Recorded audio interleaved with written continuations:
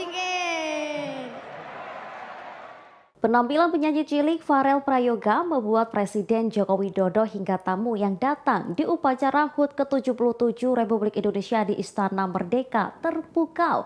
Bahkan Ibu Iriana tak segan untuk berjoget. Tetapi hal berbeda tampak dari Presiden Jokowi. Kemeriahan ini bermula ketika sesi lagu-lagu dimainkan. Penonton mulai bergerumbuk saat pembawa acara memanggil Farel untuk maju ke depan. Dalam kesempatan tersebut Farel menyanyikan lagu dangdut berjudul Ojo Dibanding-bandingke ciptaan Abah Lala. Begitu Farel bernyanyi, Presiden Jokowi mulai beranjak dari tempat duduknya. Menteri Pertahanan Prabowo Subianto, Menteri BUMN Erick Thohir, hingga artis ternama langsung berjoget. Tak hanya berjoget di tempat, Prabowo bahkan sampai turun mendekati Farel. Ibu Iriana yang duduk di samping Jokowi juga tak malu untuk menggoyangkan tangannya. Namun Jokowi tampak malu-malu untuk mengikuti. Presiden terlihat berdiri kemudian duduk kembali sambil tersenyum. Apalagi saat Farel mengubah salah satu liriknya dengan nama Jokowi. Saking asyiknya tamu undangan bahkan meminta Farel untuk menyanyikan ulang lagunya. Mulanya Jokowi meminta agar Farel menyanyikan lagu Joko Tingkir. Namun lantaran ada kendala, akhirnya bocah asal Banyuwangi itu kembali menyanyikan lagu pertamanya.